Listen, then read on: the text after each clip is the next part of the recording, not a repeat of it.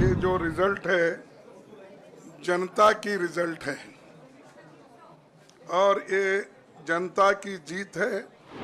विनम्रता से जनमत को स्वीकार करते हैं। भाजपा ने एक व्यक्ति एक चेहरे के नाम पर वोट मांगा।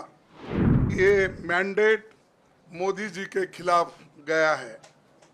ये उनकी राजनीतिक और नैतिक हार है। भाजपा नेतृत्व की अहंकार की वजह से हुई सारे संवैधानिक संस्थाओं के ऊपर गैर कानूनी तरीके से कब्जा करने की कोशिश की। ये जो रिजल्ट है जनता की रिजल्ट है और ये जनता की जीत है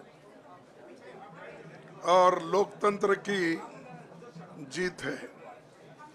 हम पहले से यही कह रहे थे कि ये लड़ाई हमारी मोदी वर्सेस जनता है, लोग हैं। तो 18वीं लोकसभा के चुनाव में हम विनम्रता से जनमत को स्वीकार करते हैं। इस बार जनता ने किसी एक दल को पूर्ण बहुमत नहीं दिया।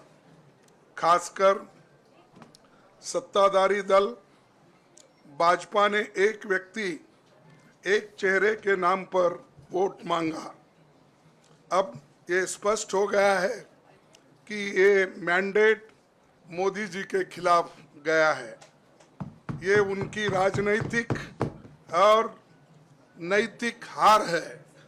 जो व्यक्ति बार बार अपने नाम से ही हर जगह वोट मांगते थे, उनकी ये बहुत बड़ी हार है और नैतिक दृष्टि से ये तो उनको बहुत बड़ा नुकसान हुआ है।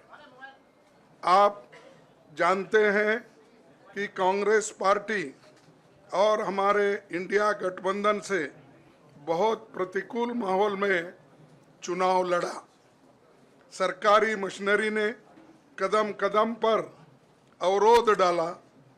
बैंक खाते सीज करने से लेकर तमाम नेताओं के खिलाफ अभियान चलाया।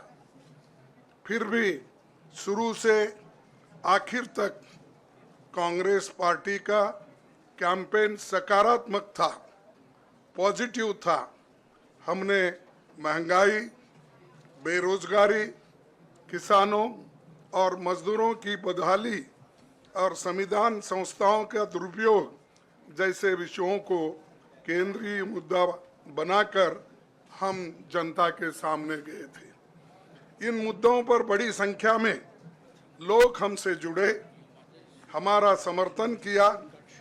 प्रधानमंत्री ने जिस तरह का कैंपेन किया वो इतिहास में लंबे समय तक याद रखा जाएगा। कांग्रेस के घोषणा पत्र के बारे में मोदी जी ने जो झूठ फैलाया, जनता ने उसे समझ लिया। मैं इस मौके पर कहना चाहूँगा कि श्री राहुल गांधी जी की दोनों यात्राएं, भारत जोड़ो यात्रा और भारत जोड़ो न्याय यात्रा के दौरान लाखों करोड़ों लोगों को मिलना, लोगों की समस्याओं को सुनना और आगे चलकर उन समस्याओं का हल ढूंढना हमारे कैंपेन का आधार बना। हमने इसी को 5 न्याय और 25 गारंटी का नाम दिया और इसी के आधार पर हमने गारंटी कार्ड बनाया। हमारे कार्यकर्ता उसे लेकर घर घर पहुंचे और लोगों को संपर्क करें। इसके अलावा जो एक महत्वपूर्ण बात है वो भाजपा नेतृत्व की अहंकार की वजह से हुई। उन्होंने धीरे धीरे सारे संवैधानिक संस्थाओं के ऊपर गैर कानूनी तरीके से कब्जा करने की कोशिश की। फिर इनका उपयोग विरोधी दल के खिलाफ करने लगे। जो दब गया उसे दबा के अपने तरफ लिया, जो नहीं दबे उसकी पार्टी को तोड़ दिया, नहीं तो फिर जेल में डाल दिया। If you like this video, then like, share and subscribe to Mirror Now.